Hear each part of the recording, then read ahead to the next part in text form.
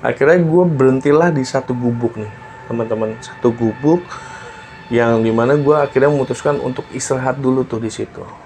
Gue istirahat di situ dan di sini Usep muntah. Usep muntah yang gue pikir masuk angin ya. Masuk angin dan Usep ini muntahnya tuh nggak berhenti-berhenti, teman. Sampai tuh isi apa yang dia makan tuh kayaknya keluar semua. Assalamualaikum warahmatullahi wabarakatuh. Balik lagi di ngobrol.com dengan gue Jambe. Salam lestari. Apa kabar teman-teman semuanya? Semoga selalu sehat walafiat dan selalu dilimpahkan rezeki oleh Allah SWT.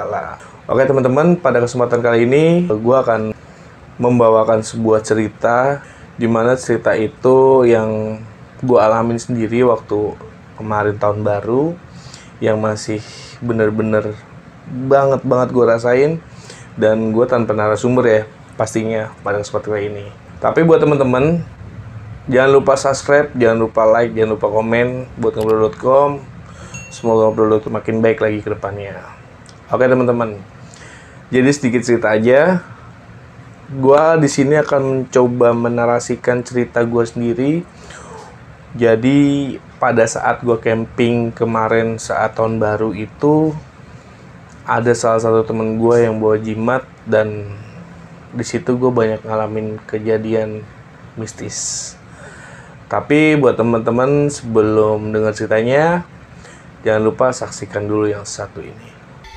Anak putu temestana marang wong tuwa, aja padha sembrana, kudu jujur lan waspada. Sebab uripmu sedih, ketekan kuasa. Sebab ono sing duwe jiwa manusia iku bakal sedo.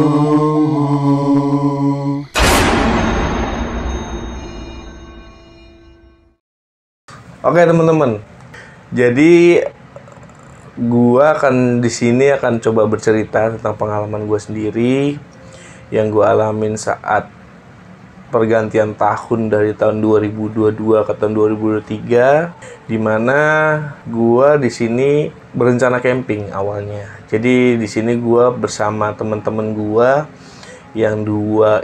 Jadi gua di sini gua naik itu berempat, teman-teman. Gue berempat, dan duanya itu tetangga gue sendiri, dan satunya itu temen gue di kampus. Jadi gue sebutin ya, di sini gue ada gue sendiri, ada Martin itu temen gue di kampus, ada juga si Kevin, sama ada si Usep. Nah, jadi gini teman-teman, gue berencana sama temen-temen gue tadi itu camping di daerah Bogor, tepatnya di daerah Puncak sana. Itu ada salah satu camping ground, yang dimana camping ground itu merupakan destinasi yang bagus banget buat camping. Nah, singkat cerita, gua di sana berencana untuk liburan lah, akhir tahun. Jadi gue pengen ngerasain tahun baru sekalian camping. Nah, di sini gua sebelumnya sudah ngobrol-ngobrol nih siapa aja yang pengen ikut. Akhirnya terpilihlah 4 orang tadi, dan selama beberapa hari kita udah menyiapkan perlengkapan pendakian, di mana ada tenda dan logistik Keril dan beberapa temen-temennya. Dan gua di sini sebelumnya, Martin ini memang tinggal di daerah Depok. Jadi sebelum berangkat, si Martin ini nyamperin gue nih ke daerah Bekasi. Jadi gue sama tetangga gue itu udah stay nunggu si Martin. Jadi Martin naik kereta ke daerah Bekasi. Sesampainya di daerah Klender, stasiun Klender, gue jemput lah si Martin ini naik motor dan gue bawa ke tempat gue, karena gue rencananya itu camping itu naik mobil teman-teman. Jadi gue berempat naik mobil. Gue itu berangkat dari rumah itu abis Isya. Nah, abis Isya itu sebenarnya gue belum berangkat. Jadi gue berangkat abis Isya itu bukan langsung berangkat. Jadi gue beli beberapa makanan yang masih kurang nih. Jadi ada beberapa makanan yang masih kurang. Akhirnya kita nyari-nyari dulu sampai akhirnya kita sampai di jam 9 malam. Nah, di jam 9 malam ini kita mulai berangkat lah bareng-bareng berempat. Kita masuk ke mobil, kita packing semuanya di bagasi mobil. Kita berangkatlah dari Bekasi jam 9 malam. Nah, kita berangkat itu, kita memulai dari masuk tol daerah Bekasi sini, sampai akhirnya itu sekitar perjalanan hampir 1 jam lebih lah. 1 jam lebih itu kita keluar tol di daerah Ciawi. Nah, sampai tol Ciawi ini kebetulan karena memang kondisinya malam, lapar nih gitu teman-teman. Jadi gue lapar, akhirnya gue beli nasi goreng saat itu buat rencananya makan nanti saat udah sampai di sana. Akhirnya sebelum sampai tempat camping itu gue beli nasi goreng dulu sama si Martin, dan akhirnya setelah selesai beli kita melanjutkan perjalanan. Nah, perjalanan ini memang ditemani dengan hujan ya, karena memang akhir tahun kemarin itu, di akhir-akhir Desember itu memang cuaca tuh ya bisa dibilang buruk teman-teman. Jadi hujan yang benar-benar curahnya sangat tinggi, dan di sini gue malah camping. Nah, setelah itu kita lanjutin perjalanan nih teman-teman. Singkat cerita, gue sampailah di satu titik di mana itu kita dari jalan besar kita harus melipir ke kiri, dan itu kita melewati perkampungan penduduk yang dimana saat itu kita udah di sana itu sekitar setengah 12 malam teman-teman. Karena kita lama di nunggu nasi goreng. Kita nunggu nasi goreng tuh agak lama karena memang ngantri banget. Jadi kita sampai di permukiman di daerah camping ground tersebut itu udah setengah 12 malam. Nah, setelah sampainya di sana, setelah perkampungan itu, kita dihadapkan dengan satu palang yang dimana palang itu udah terkunci. Jadi kita bingung nih teman-teman. Kita harus melewati palang tersebut, sedangkan sudah malam, kita nggak tahu kita mesti kemana. Dan akhirnya gue berhenti dulu bawa mobil. Di situ gue singak-singuk. Nah, akhirnya gue suruh Martin lah untuk keluar, cari informasi gimana caranya kita bisa lewat dari palang tersebut. Nah, ternyata di sebelah palang tersebut tuh ada rumah teman-teman. Ada rumah yang dimana rumah itu ternyata memang ditinggali oleh penjaga palang tersebut. Jadi palangnya tuh kayak portal gitu teman-teman. Jadi portal yang di sininya dikunci, dan kita harus laporan dulu tuh.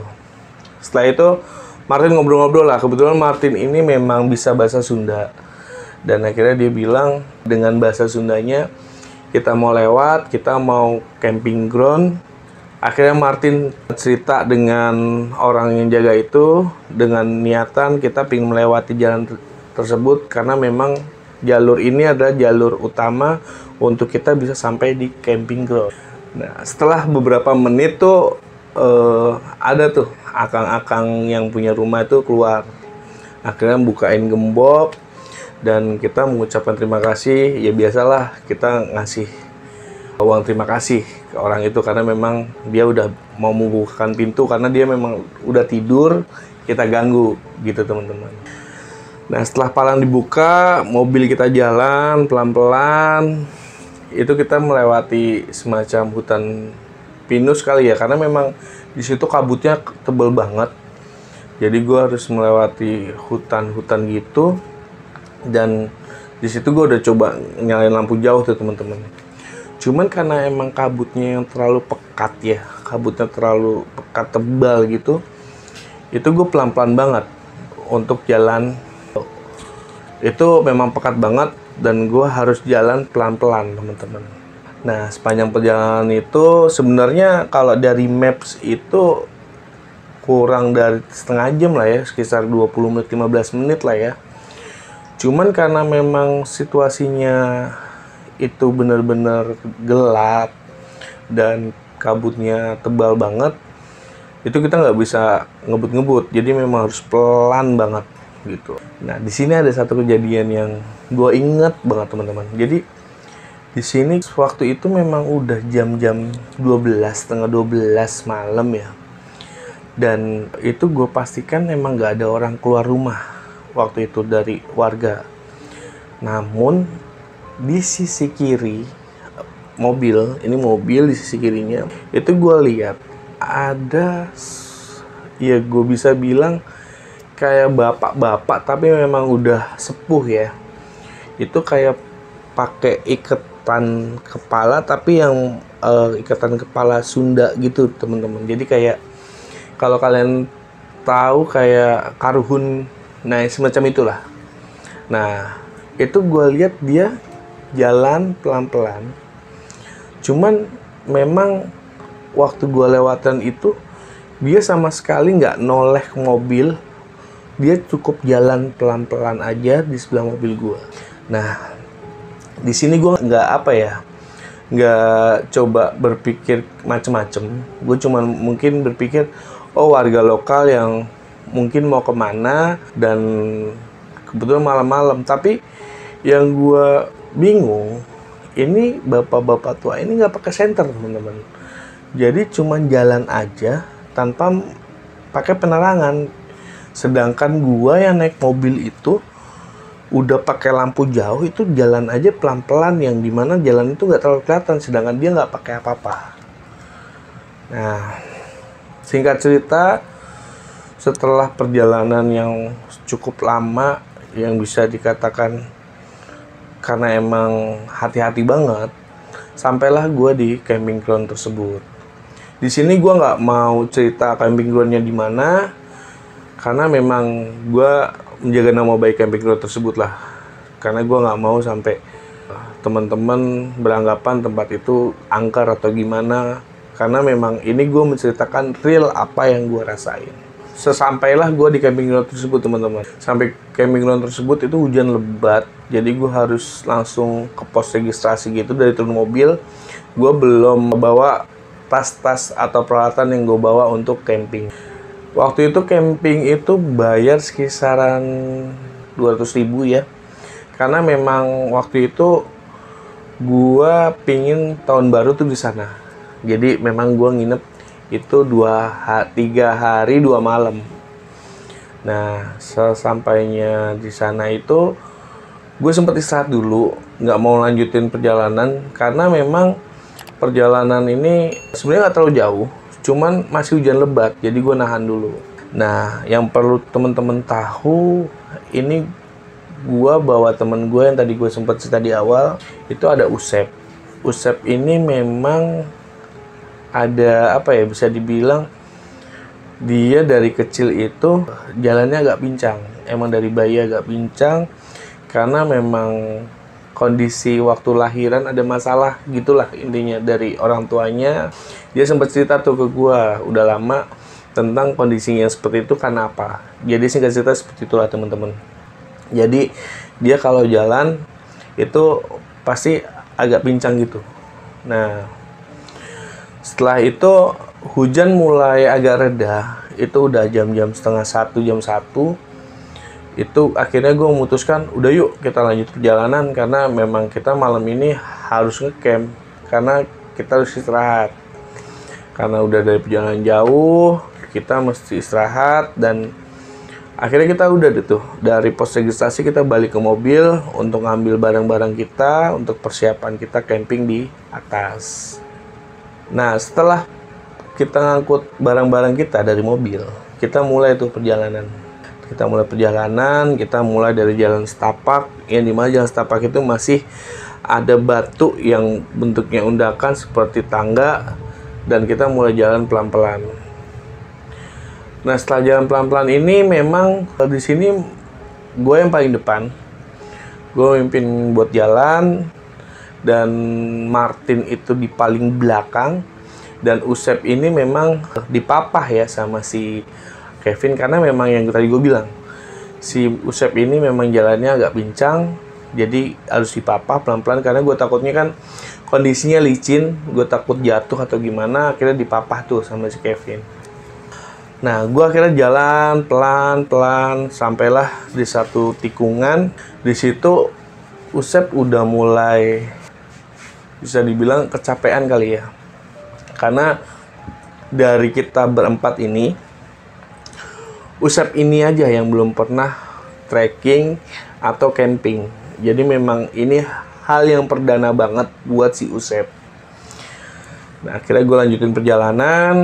Dari tikungan itu gue bilang, udah yuk, kita mesti buru-buru nih sampai di tempat camping, karena memang kita malam ini harus istirahat, kita bangun tenda. Nah, sampailah kita di satu spot, dimana spot itu memang buat camping, namun kita pingin spot agak ke atas dikit nih, karena memang spot di sini memang udah ada beberapa tenda, yang dimana tenda itu kisaran 3-4 tenda. Akhirnya gue jalan lagi tuh, pinginnya ke atas dikit, nyari yang agak lapangan, jadi biar lebih enak lah. Kita lanjutin perjalanan deh tuh, lanjutin perjalanan. Nah, cuman si Usep ini memang karena kondisinya yang tadi gue bilang baru perdana, akhirnya gue berhentilah di satu gubuk nih teman-teman, satu gubuk yang dimana gue akhirnya memutuskan untuk istirahat dulu tuh di situ. Gue istirahat di situ, dan di sini Usep muntah. Usep muntah yang gue pikir masuk angin ya.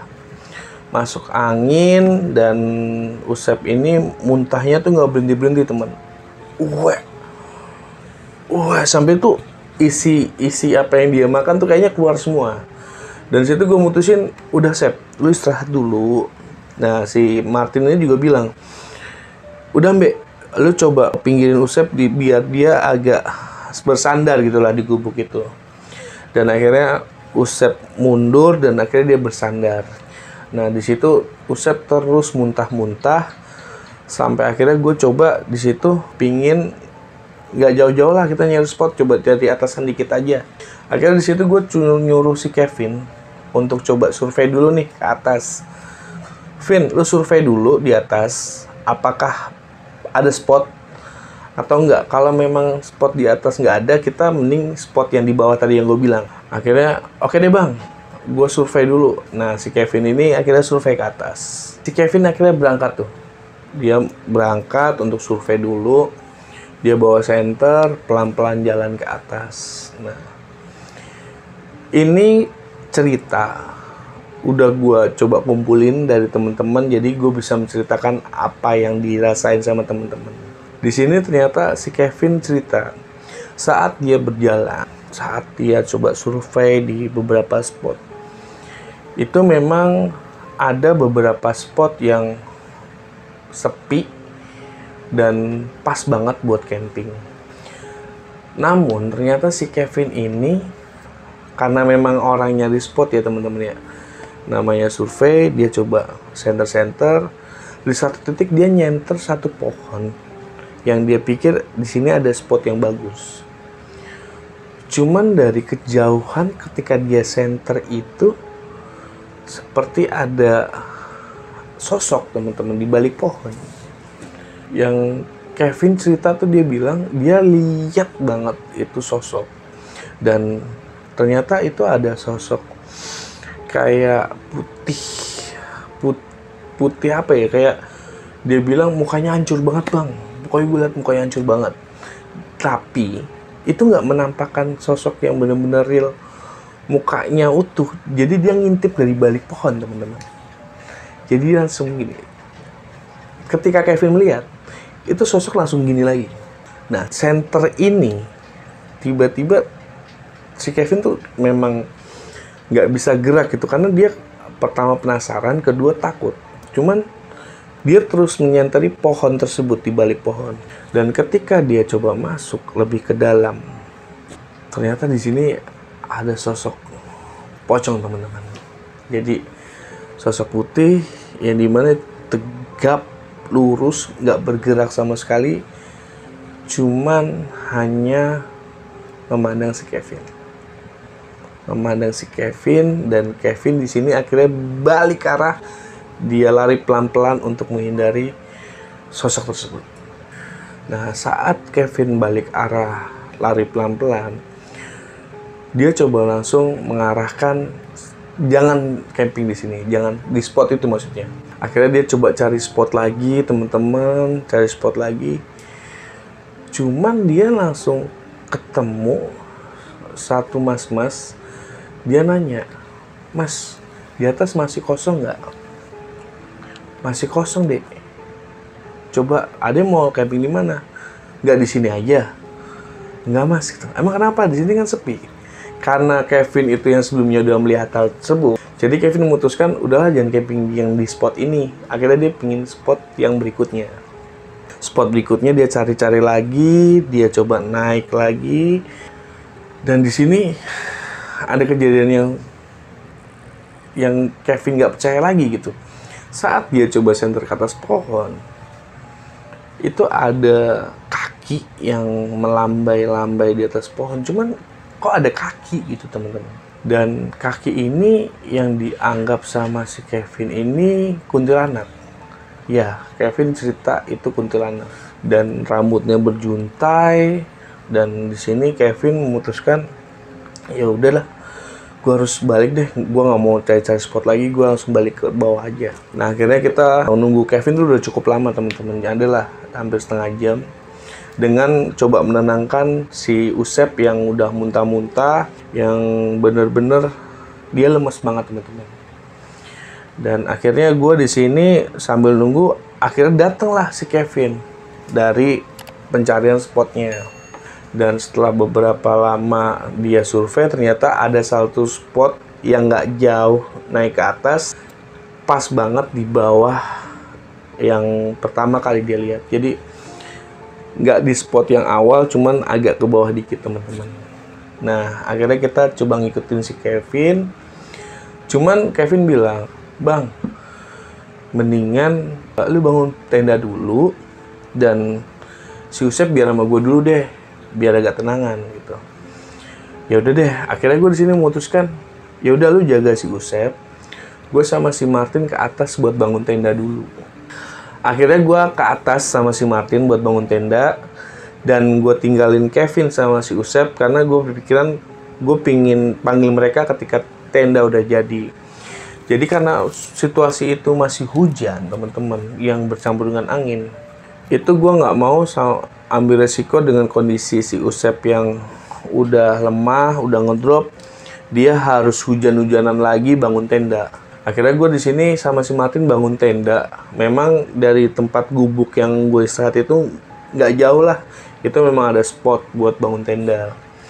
Akhirnya gue mutusin, udah di sini aja deh, Tin. Kita bangun tenda di sini, dan kita nanti setelah bangun baru kabarin anak-anak gitu. Nah, akhirnya gue bangun tenda, teman-teman. Gue bangun tenda di sini berdua sama si Martin. Nah, gue bangun tenda, gue buka frame-nya, gue coba pasang-pasang frame-nya, gue coba lebarin. Dan seketika ada angin kencang, teman-teman. Angin kencang banget, yang dimana itu flysheet tenda itu sampai mau terbang gitu. Dan gue bilang, ya angin kencang banget ya. Ya, nggak tahu nih, Be, gitu. Karena gue di sini mikir, ini angin beda gitu. Ya, gue pikir, gue nggak mau pikir yang aneh-aneh, gue pikir positif. Oh, mungkin emang cuacanya lagi buruk, cuman anginnya beda banget, teman-teman. Akhirnya gue tetap bangun tenda, hujan-hujanan, dan di dalam tenda tuh udah, ya bisa dibilang air tuh udah ngumpul di dalam tenda. Bangun dalam tenda, dan akhirnya gue coba bangun pelan-pelan. Akhirnya kebangunlah tenda itu. Gue masukin keril gue ke dalam, gue buka matras sambil gue lap-lap deh tuh pakai baju kotor gue, banjir-banjirnya itu. Jadi banjirnya gue peres di luar, gue lap lagi, gue peres lagi sampai kering, teman-teman. Karena gue nggak mau Usep ini yang dia lagi ngedrop dan sakit, dia sampai basah-basahan yang dimana kondisinya jadi makin lemah atau makin ngedrop. Setelah bangun tenda, akhirnya gue bilang, yaudah deh, gue panggil ke bawah mereka. Setelah gue panggil bawah mereka gue suruh naik biar tidur bareng-bareng kita, Tin. Ya udah deh, Mbak, lu atur aja. Jadi Martin nih udah capek sih, teman-teman. Jadi dia udah nggak banyak ngomong, dia cuma bilang, ya udah lu atur aja.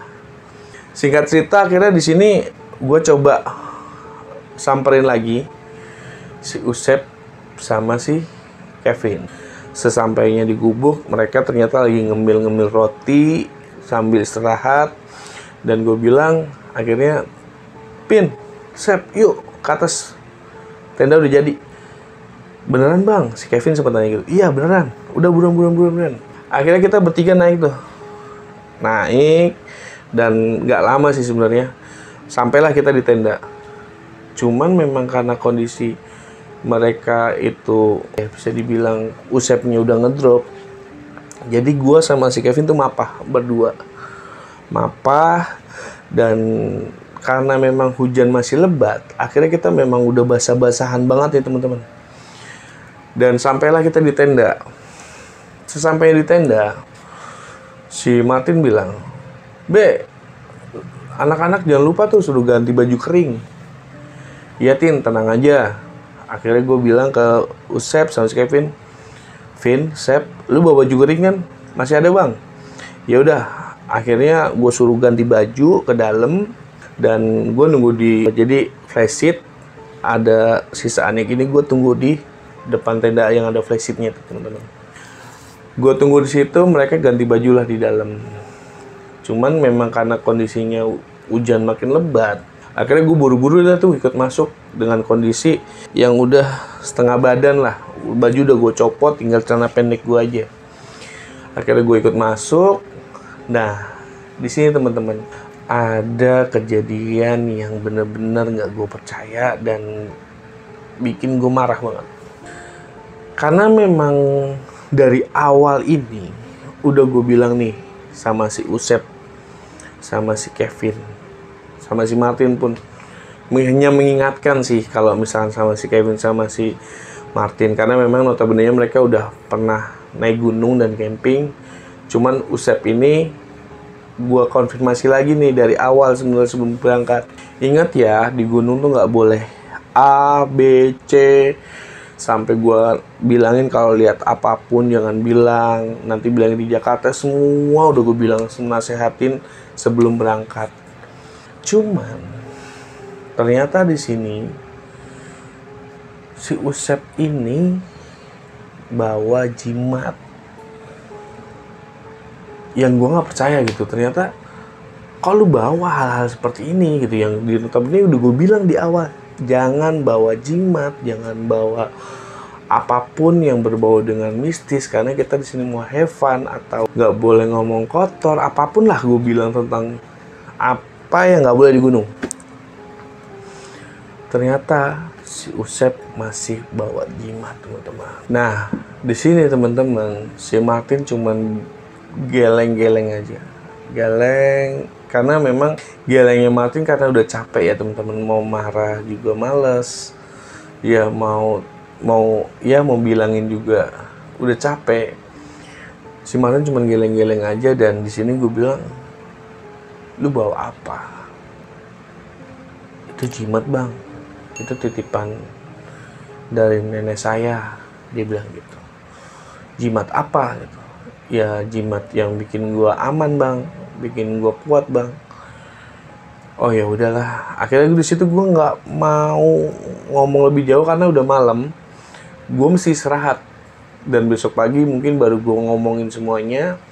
Dan akhirnya kita malam itu cuman ngemil-ngemil dan makan nasi goreng yang gue bawa tadi. Dan akhirnya kita istirahat di jam-jam 3. Keesokan harinya, setelah bangun pagi, itu jam-jam 7, jam 8. Di sini itu udah mulai banyak banyak orang-orang datang, karena nanti malamnya bakal tahun baru teman-teman. bakal tahun baru, dan gue juga emang udah meniatkan untuk tahun baru, dan gue seneng gitu banyak orang lebih ngumpul, dan kita udah bawa perbekalan barbekyuan, kita udah bawa ya tahun baru lah di tempat camping gitu.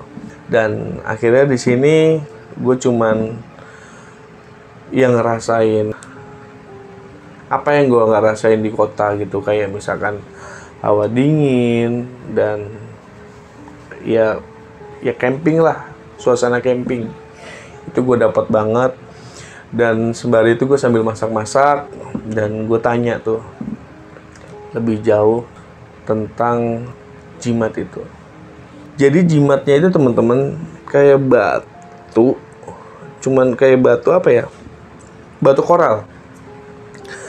koral hitam, cuman memang dia bilang itu selalu dia kantongin. Itu dia punya dari zaman SMP, dan dia sekarang udah di kelas 3 SMA. Jadi udah cukup lama nih rentang waktunya. Jadi dia bilang jimat ini titipan dari nenek saya. Dia cerita sambungan dari yang semalam. Dari nenek saya, ini saya dikasih.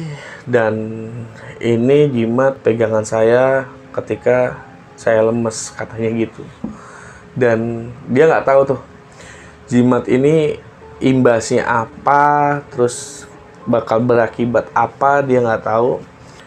Cuman yang gua nggak habis pikir, kalau emang jimat itu bisa bikin dia kuat, kenapa dia sampai muntah-muntah, kenapa dia sampai ngedrop, ternyata bertolak belakang. Dan di sini gua nggak habis pikir, dan kenapa dia bawa, itu yang teman-teman yang gua nggak habis pikir. Dan akhirnya di sini gue mikir gini, oh ya udahlah, nggak usah dibahas lagi. Dan akhirnya gue di sini memutuskan untuk keep masalah ini. Nah, akhirnya gue istirahat malam itu rame-rame. Ya bentuknya tidurnya udah nggak beraturan lah, karena memang kondisinya udah capek. Jadi kita udah nggak ngatur tidur gimana, pokoknya kita bisa tidur aja deh. Nah, itu udah kita coba tidur. Cuman memang karena kondisinya badan gue masih dingin, dan ada sleeping bag teman-teman. Cuman memang sleeping bagnya karena kita bawa cuman 2, jadi kita belah tuh, kita buat selimut aja. Jadi nggak kita pakai sleeping bag. Nah, itu jam-jam berapa ya? Gue nggak tahu jam berapa. Pokoknya gue belum bisa tertidur lah. Belum bisa tertidur sama sekali, karena memang anginnya kenceng banget di luar teman-teman. Jadi sampai buk gitu di tenda, sampai tenda goyang-goyang. Dan akhirnya gue haus, gue coba bangun. Di sini teman-teman ada yang bikin gue kaget. Ada sosok bapak-bapak aki-aki yang gue temuin saat gue berkendara mobil saat sebelum camping ground. Cuman bapak-bapak ini duduk persis seperti ini, tapi belakangin gue. Gue ada di belakangnya dia nih. Nah, dia cuma duduk gini, sambil kepalanya ini anggut-anggut teman-teman. Ini gue merinding sih kalau gue inget. Jadi, apa ya, itu gue lihat banget. Jadi, karena gini, gue di tenda itu ada lampu. Lampu itu nggak gue matiin, jadi gue bisa ngelihat, bukan bayangan ya, apa yang ada di jaring-jaring tenda itu. Jadi ada jaring-jaring tenda, jadi di luar tenda ini gue bisa lihat jelas banget. Tadinya gue mau bangun gini untuk minum, akhirnya gue tidur lagi teman-teman, tidur lagi ke belakang, dan gue coba ngelirik lagi sekali lagi, itu bener atau cuman halusinasi gue aja gitu. Akhirnya gue dari tidur itu gue coba gini, ngelirik ke depan gini, itu masih ada teman-teman dengan posisi yang sama. Cuman gue gak ngerti itu siapa. Cuman gue emang gak mau bangunin teman-teman yang udah capek. Akhirnya gue coba tidurin aja lah. Gue coba tidurin aja karena memang ya takut iya, kaget iya, dan akhirnya gue coba tidur aja. Gue coba lelepin itu mata gue coba lelepin, dan akhirnya tidur aja gitu. Dan akhirnya gue tertidur gitu teman-teman. Nah akhirnya jam terus berjalan sampai akhirnya zuhur lah.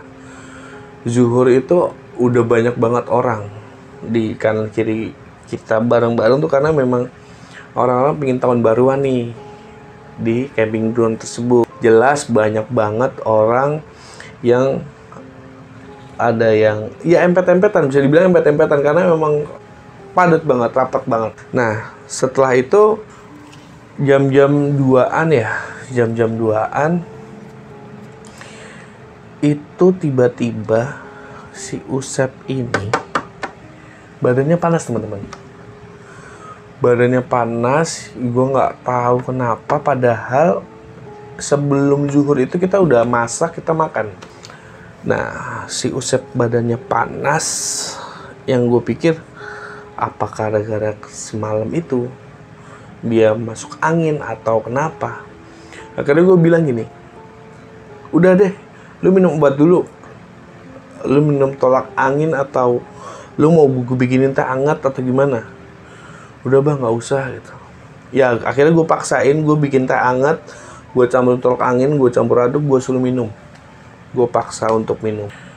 Cuman memang kondisinya tuh makin gigil teman-teman, makin gigil, yang dimana gue takutnya dia memang nggak kuat dengan cuaca gunung atau dengan cuaca daerah sekitar yang notabene-nya udah pegunungan lah, yang nggak pernah dia rasain gitu.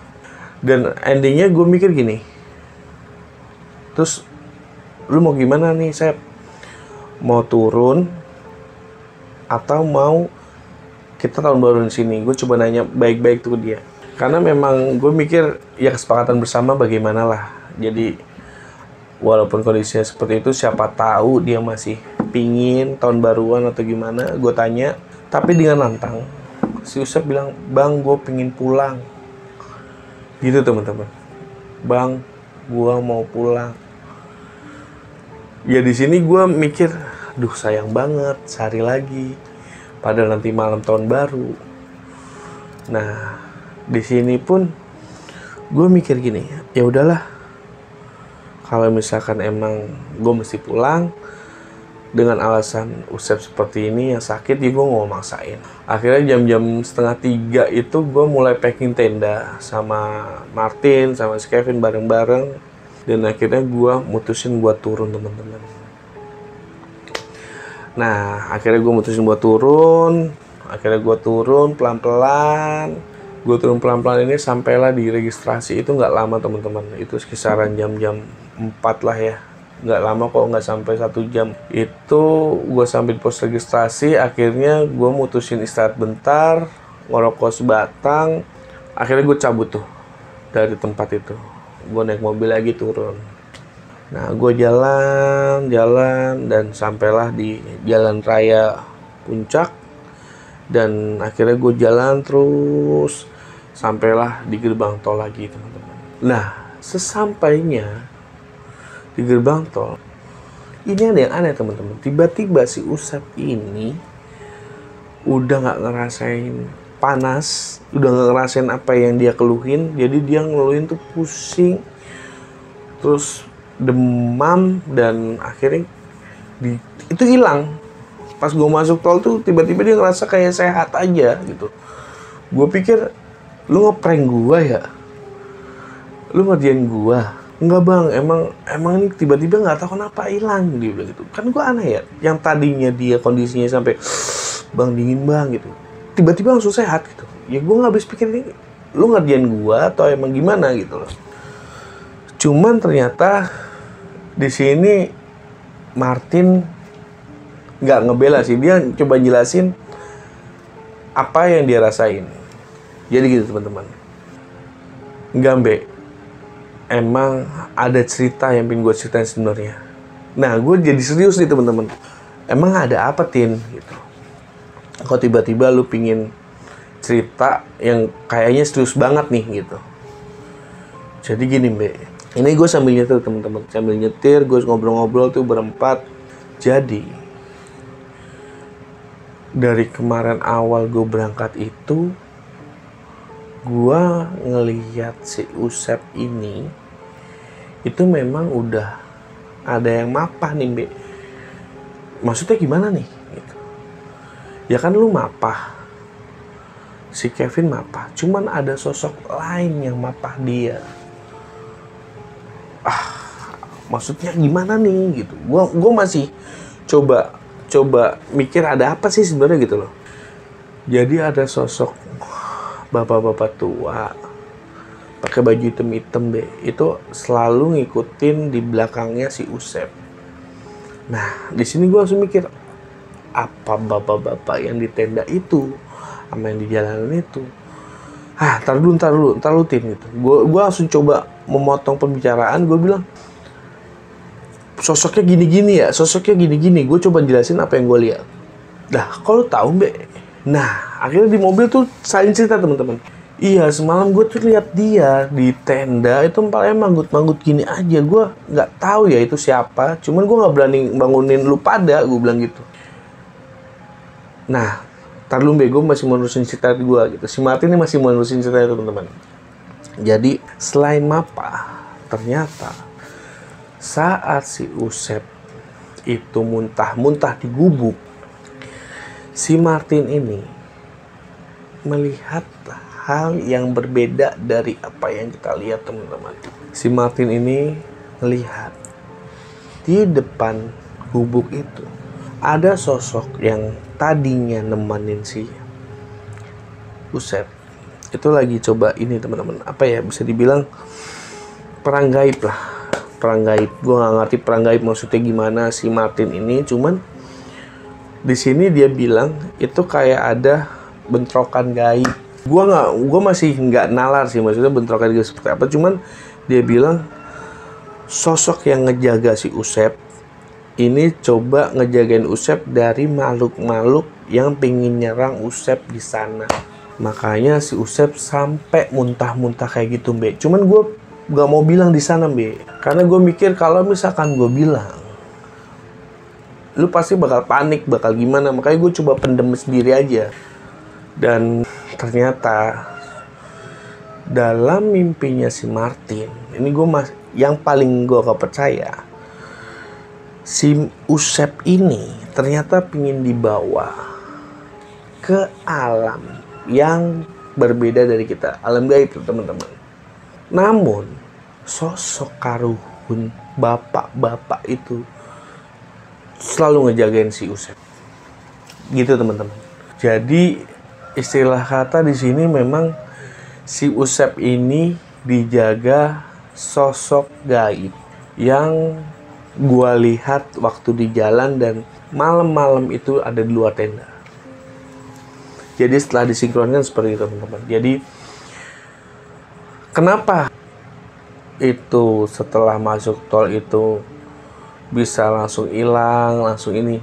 Ya Martin juga jelasin. Jadi mungkin memang udah bukan wilayah kekuasaannya atau gimana lah, Martin jelasin seperti itu. Dan ya Usep nggak ngerasain dampak dari apa yang dia rasain sebelumnya, gitu teman-teman. Jadi sebenarnya gue di sini coba menceritakan apa yang Martin ceritain, Usep rasain, Kevin rasain, dan gue jadiin satu cerita di sini teman-teman. Nah, poinnya adalah pokoknya dimanapun kalian berada, ingat teman-teman, ada yang selalu ngejaga kita, ada yang selalu bersama kita, Allah Subhanahu wa Ta'ala atau Tuhan Yang Maha Esa. Jadi tiada lain, tiada bukan, siapa lagi yang ngejaga kita kalau bukan Allah. Itu aja sih teman-teman, poinnya di situ. Dan semoga dari teman-teman di rumah bisa mendapatkan hikmah apa yang gue ceritain barusan. Dan di sini gue balik lagi teman-teman, namanya di gunung ataupun dimanapun, itu kita ibarat kata bertamu ke rumah orang. Jadi ibarat kata kita harus berperilaku sopan santun, jangan sampai menantang ataupun sampai ngebawa hal-hal yang mengundang seperti Usep tadi nih. Dan di sini gue coba menceritakan apa yang pernah gue rasain saat itu. Jadi malam tahun baru gue gagal. Akhirnya gue malam tahun baruan di Bekasi juga. Gitu teman. Terima kasih teman-teman atas waktunya. Terima kasih selalu stay buat ngobrol.com.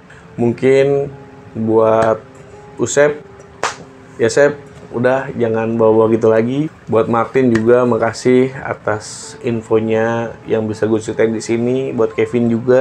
Dan buat teman-teman jangan lupa subscribe, like, komen buat ngobrol.com. Dan kalau kalian ada cerita mistis atau cerita yang berhubungan dengan hal gaib, bisa langsung DM kami di Instagram dan bisa langsung hubungin kami juga di Instagram dari gua Jambi Jumbo. Dan makasih juga buat teman-teman.